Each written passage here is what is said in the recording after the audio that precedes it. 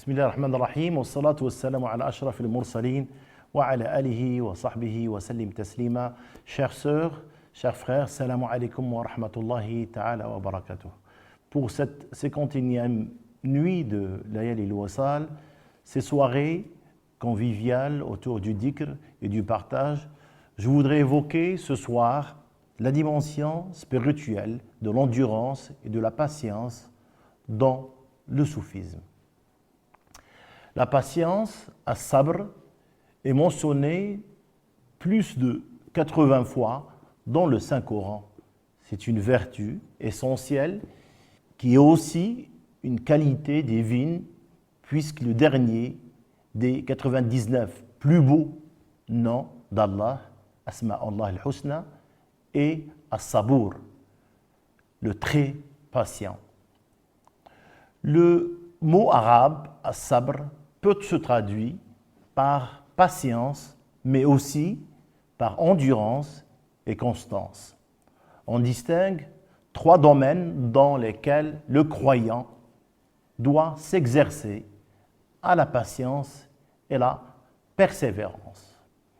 D'abord, l'endurance face aux épreuves et difficultés de la vie, puis la patience dans l'obéissance à Allah et enfin la constance dans la pratique dévotionnelle et dans le chemin vers Allah. Le grand maître et soufi Ibn Arabi a dit qu'il n'y a pas plus grand maître que la patience. Selon les traditions prophétiques, la patience est avec la reconnaissance, une des 2 composantes de la foi. C'est une grande vertu et rares sont les hommes doués d'une véritable et belle patience. C'est une marque qui caractérise tous les prophètes ainsi que les saints. D'ailleurs, dans le Saint-Coran, Dieu a ordonné à notre prophète, Sayyidina Muhammad sallallahu alayhi wa sallam, de suivre l'exemple des prophètes, particulièrement en ce qui concerne leur patience. Ils ont pu endurer grâce à leur foi inébranlable dans le secours divin avec constance, at-tabat et patience, sabr. Il y a de nombreux exemples de patience parmi les prophètes. Celui de Sayyidina Moussa, lors de sa rencontre avec Al-Khidr, et celle de Sayyidina Joseph, qui a été élevé à la plus haute des positions par Allah pour sa patience exemplaire, autant dans la difficulté que dans la facilité. Dans le soufisme, la dimension spirituelle de l'islam, la patience traduit et reflète un état de remise confiante et d'acceptation de la volonté divine. La patience implique alors la confiance absolue entre les mains de Dieu, avec persévérance et sans se plaindre. Comme disait Jalaluddin Rumi, la patience est l'abandon de la plainte. La patience est l'abandon de la plainte. Il s'agit ici de tenir son cœur à la disposition des arrêts divins, car tout ce que nous touche relève en réalité, en vérité, de la justice divine. Une telle patience est un don et une grâce divine. La pratique soufie nous permet d'accéder à cette belle patience en Dieu qui est le propre des gnostiques parmi les actes qui renforcent notre patience et qui nous donne l'endurance. Il y a d'abord la prière rituelle, le Coran. Le Coran nous dit « Ô croyants, cherchez secours dans l'endurance et la salat, dans la prière, car Dieu est avec ceux qui sont endurants. « Ya ayyuhalladhina amanu, sta'inu bis-sabri was-salat, inna Allaha ma'as-sabirin »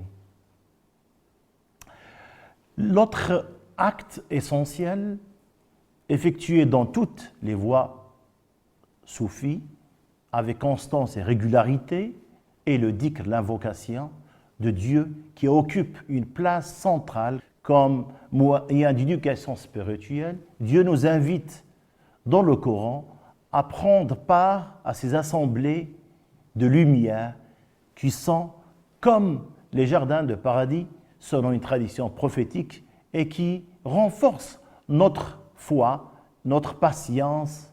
Dieu dit « Fais preuve de patience en restant avec ceux qui invoquent leur Seigneur matin et soir, désirant sa face, et que tes yeux ne se détachent point d'eux, en cherchant le faux, brillant de la vie sur terre, et n'obéis pas à celui dont nous avons rendu le cœur inattentif à notre rappel, qui poursuit sa passion et dans le comportement et outrancier. واصبر نفسك مع الذين يدعون ربهم بالغداة والعشي يريدون وجهه ولا تعد عيناك عنهم تريد زينة الحياة الدنيا ولا تطع من أغفلنا قلبه عن ذكرنا واتبع هواه وكان أمره فرطا.